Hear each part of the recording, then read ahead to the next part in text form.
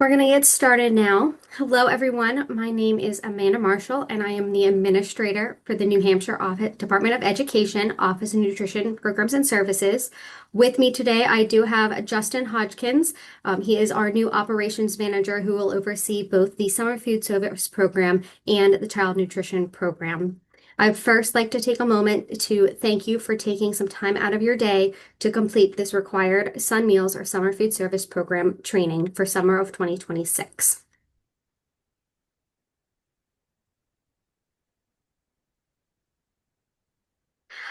First, I would like to go over just some reminders that have already been shared with you, but just reminders to go over.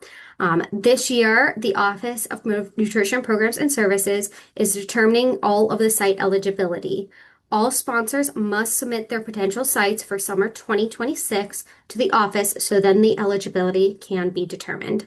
The office will then send proof of eligibility and options on how the site can operate for this summer once it's all reviewed.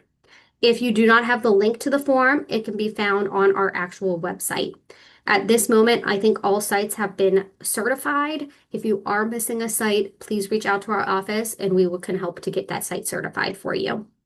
Um, for any sponsor who receives income applications that is required for an application that applies with a case number, the sponsor must determine if it is an actual valid SNAP or TANF number.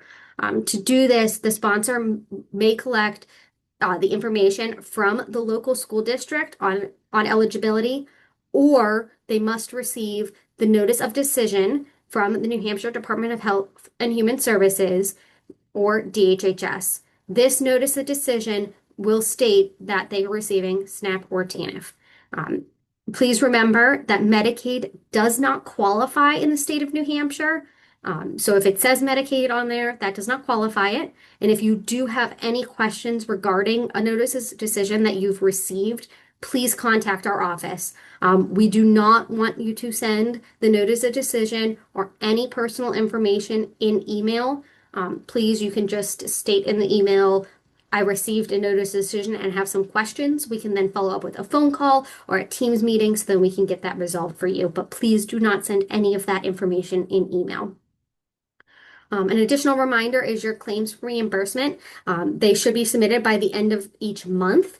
We do recommend that the claims are submitted by the 10th of the month following the month being claimed for. But per federal regulations, the claim must be submitted 60 days after the end of the month. If this deadline is missed, you may not be reimbursed for those claims. You may submit a corrective action plan if you have not had any other late claims in the past 3 years. Financial assistance can be made available to sponsors for operating costs and/or administrative costs prior to the end of the month in which such costs will be incurred. If you are interested in advance payments of these funds, please contact our office. Please remember the advance payment is an estimate based off of participation. It will be deducted from the amount earned when the reimbursement for claims is submitted. Sorry. So now onto the application process. Now that you've finished your required training, hopefully this is your last training, and the Brighton training, you may submit your online application for 2026. I know a lot of applications are in and we are going through them all. Please note that the program regulations do state that claims for reimbursement cannot be submitted for any days prior to the application being approved. We cannot backdate any claims. That is a federal regulation. Unfortunately, if you miss the deadline of the start of your program, you will not be able to claim for those days. We do request, and I know this deadline has already passed, that the application was submitted by May 15th.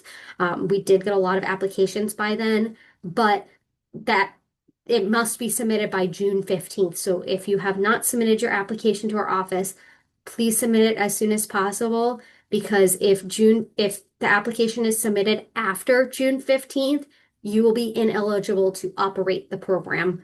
That is the first submit of the application, so then we can start reviewing it and we can get all the information to USDA. If you have any questions on this, please let me know or let the office know. Once your application has actually been approved and you receive that approval email, you will just need to make sure if there's any updates that happen throughout the summer, you contact our office and update your application prior to implementation. If it's a time-sensitive update, email the Nutrition General email box. Multiple people in our office oversee that box, so it is very likely that someone will see it very fast. And some examples of these updates that might need to happen are either the dates of operation, meal service timing, adding, removing sites, changing site contacts. Please, all updates need to be placed in the application. Um, now that there was a very short training, now that our training and all the additional information that is given to you from us is complete, I wanted to see if there was any questions about either the online training, the Brighton training, rural non-congregate questions, or any questions that you have in general. There is the Q&A box that you can utilize to type those questions in. We'll be here for a little bit to answer any questions that you may have.